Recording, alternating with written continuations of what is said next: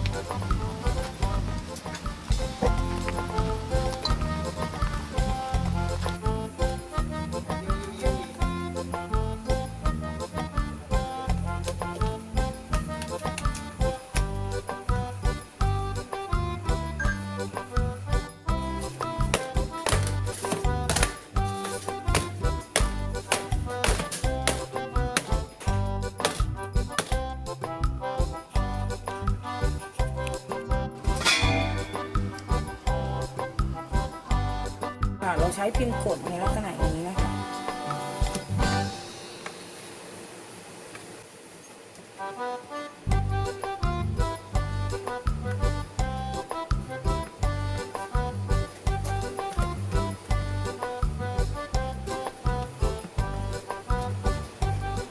ดึงเค้กออกมานะคะ